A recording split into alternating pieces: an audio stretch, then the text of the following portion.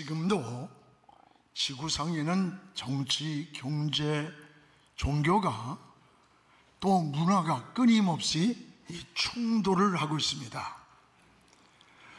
러시아와 우크라이나의 충돌은 지금 2년째 멈추지 않고 있고, 또 요즘 여러분 잘 아는 하마스의 공격으로 이스라엘과의 충돌은 수많은 사상자가 발생하고 있습니다.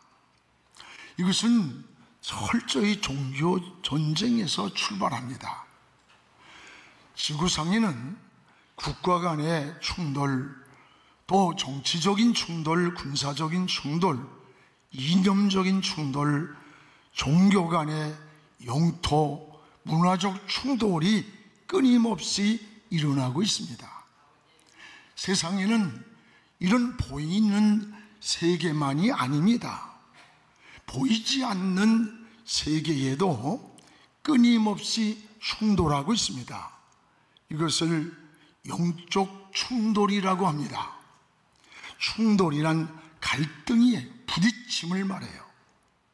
미국의 정치학자인 세뮤얼 헌팅턴이 쓴 이 문명의 충돌이란 저서는 유명합니다.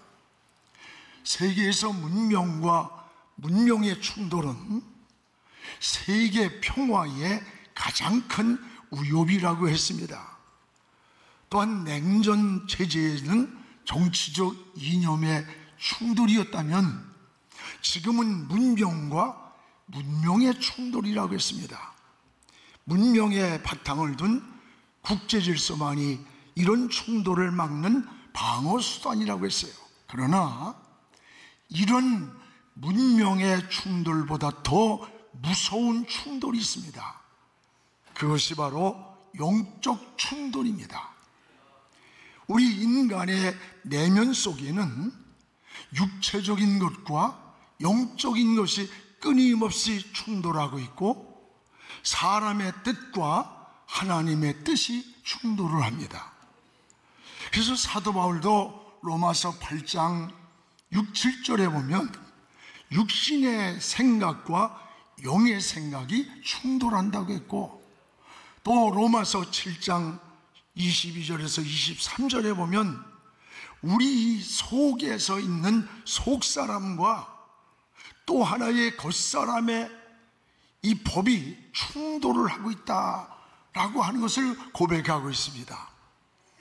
지금 여러분 속에서도 이 육신의 것과 영적인 것, 선과 악이 끊임없이 충돌하고 있다는 것을 알아야 합니다. 여러분, 이런 영적 충돌을 어떻게 우리는 해결할 수 있을까? 오늘 말씀에는 인생이 살아가는데 두 갈래길이 있음을 소개합니다. 하나는 성령을 따라 살아가는 길이 있고, 또 하나는 육체의 소욕을 따라 살아가는 길이 있습니다. 성령과 육체의 소욕은 끊임없이 충돌을 일으키는 겁니다. 이런 충돌이 내적인 갈등입니다. 이것을 우리는 영적 충돌이라고 말합니다. 그래서 오늘 17절에 이렇게 말씀합니다.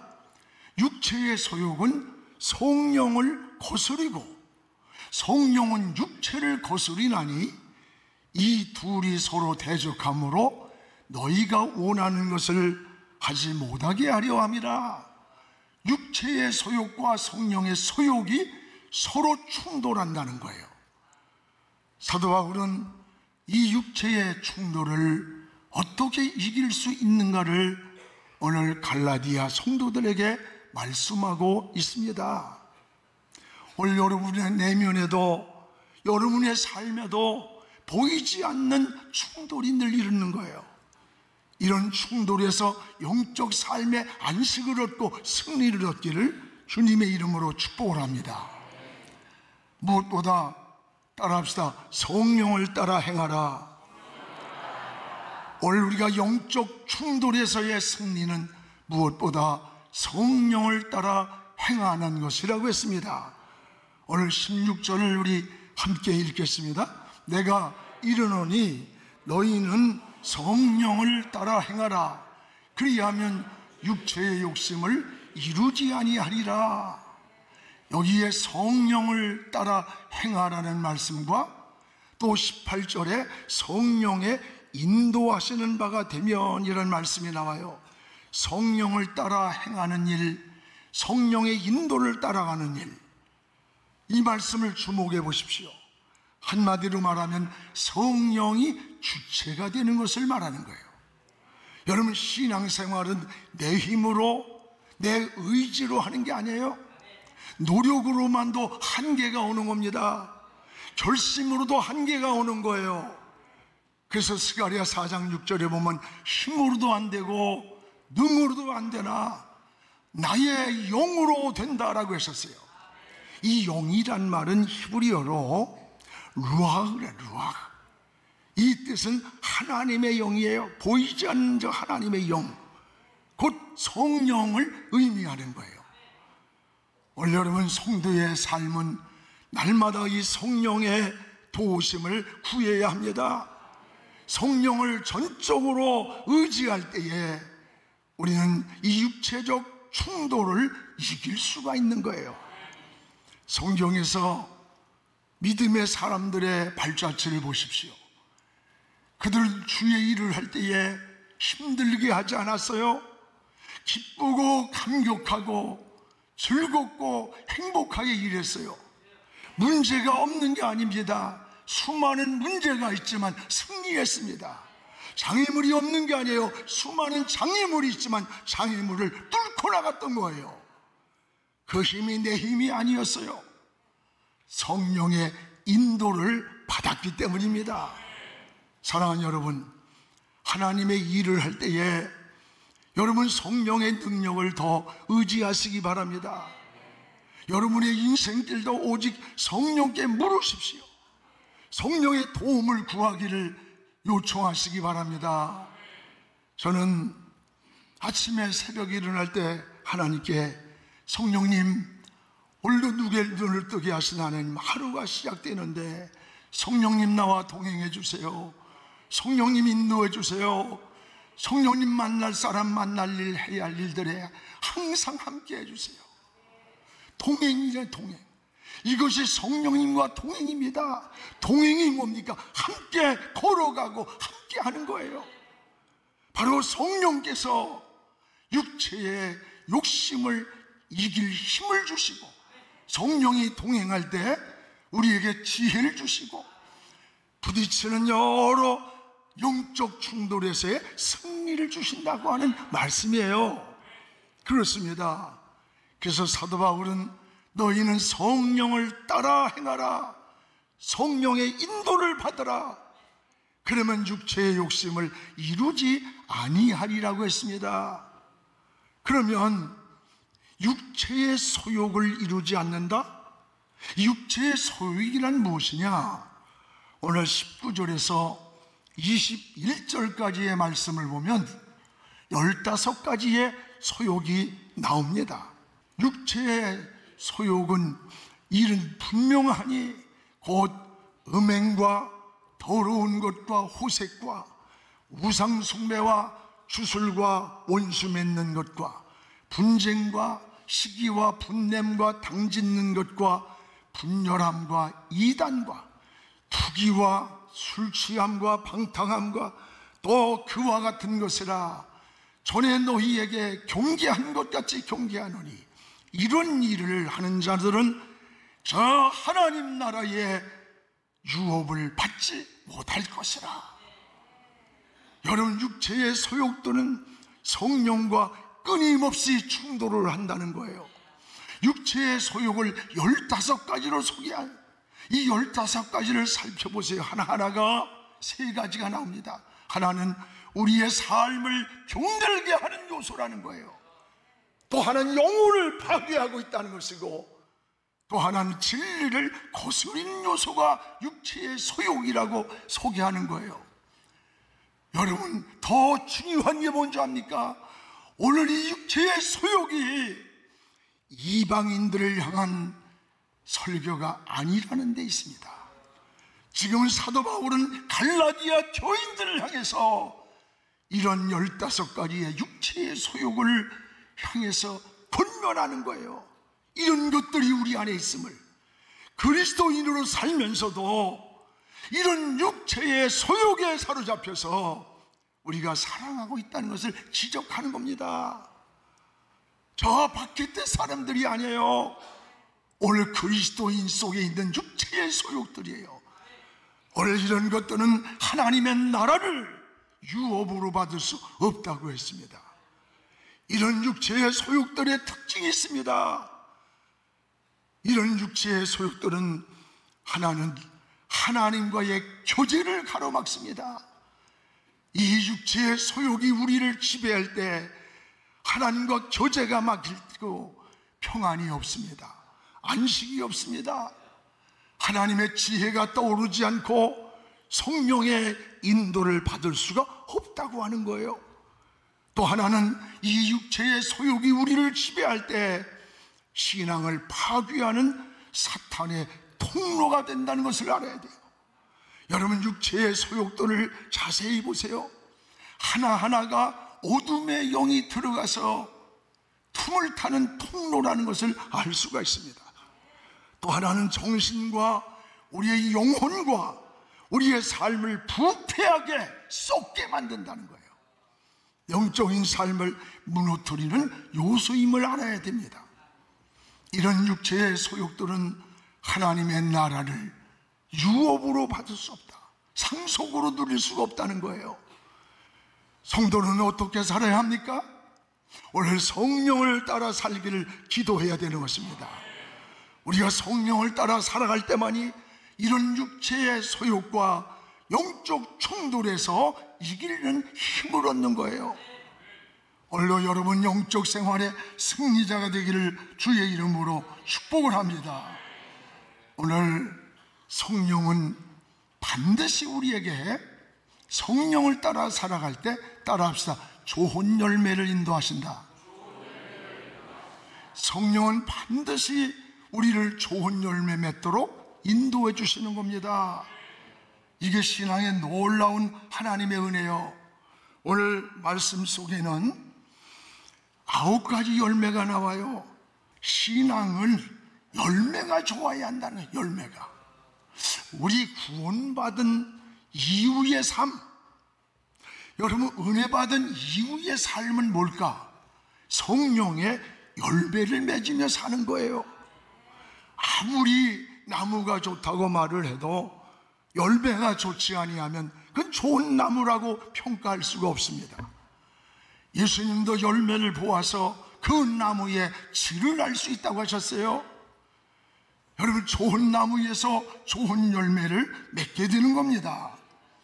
성령은 인간이 살아가는 데에 좋은 열매를 맺게 하시는 거예요. 은혜 받은 자의 삶은 바로 열매를 보면 알 수가 있습니다. 그래서 성령을 통한 9가지 열매를 소개합니다.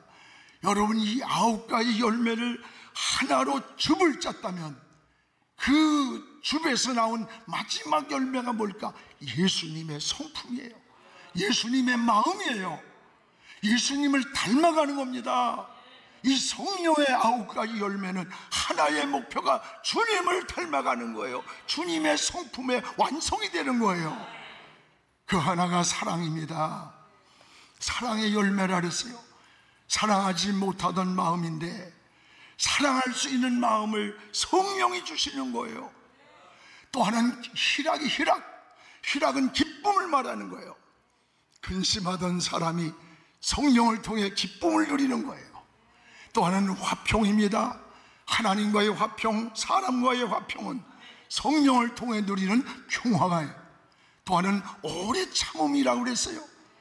여러분, 인내할 수 있는 이런 마음, 내가 인내할 수 없는 환경임에도 불구하고 참고 기다릴 수 있는 그 마음도 성령이 주시는 거예요. 또 하나는 자비라고 했습니다.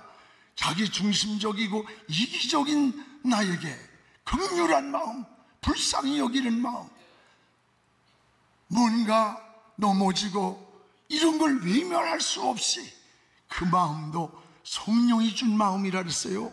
또한 양선이란 말은 착하고 여러분 선한 마음을 성령이 주시는 거예요. 또한 충성입니다. 신실한 사람으로, 믿을 만한 사람으로 변화시켜주는 것, 이것도 성령이 하신다는 거예요. 또는 온유한 마음이에요. 온유란 말은 부드러운 거예요. 하나님의 말씀에 순종하는 마음이에요. 이 성령이 준 마음이에요. 하나는 절제입니다. 우리 육체의 욕망을 다스리는 마음이에요. 여러분, 절망이 올 때 절망하지 않고, 분노할 때 분노를 절제할 수 있는 마음, 자신을 절제하는 마음, 이게 여러분 내 의지만이 아닌 성령이 주는 열매라고 했습니다. 사랑하는 여러분, 오늘 이 9가지 성령의 열매 가운데 여러분은 몇 가지 열매를 지금 맺고 있다고 생각합니까? 여러분을 스스로 영적인 진단을 해보시기 바랍니다. 여러분 은혜 받은 이후의 삶이 뭡니까? 이런 성령의 열매가 풍성히 맺는 것, 이게 은혜 받은 이후의 삶인 거예요. 이게 은혜 받은 자의 모습인 거예요. 은혜 받았다고 하면서 아주 성품이 난폭하고 거칠고 언어가 거칠고 잔인하고 미워하고 시기하고 늘 싸우고 비방하고, 이런 것이 여러분 성령 열매 가운데 있습니까? 은혜 받은 것은 말에 있는 게 아니에요. 은혜 받은 그 이후의 모습은, 변화받은 그 이후의 모습은 열매를 통해 나타나는 거예요. 좋은 열매가 맺어지도록 성령의 도움을 구하시기를 축복합니다. 성령을 따라 살아가기를 기도하시기 바랍니다. 성령이 좋은 열매 맺도록 여러분의 길을 인도해 주시는 거예요. 또 하나, 성경은, 사도 바울은 우리 하나님 믿는 사람들을 그리스도 예수의 사람들 이렇게 말했습니다. 오늘 여러분이 그리스도 예수의 사람들이에요. 오늘 하나님의 은혜를 경험하고 성령 받은 이후, 은혜 받은 이후, 예수 믿고 구원받은 이후에 우리의 삶이 그리스도 예수의 사람들의 삶이에요. 그리스도 예수의 사람들은 따라합시다. 사는 방법이 다르다. 사는 방법이 다르다는 거예요. 오늘 24절에 정과 탐심을 십자가에 못 박은 사람이라. 정과 욕심을 십자가에 못 박은 사람이라. 우리 24절 같이 읽어봅시다.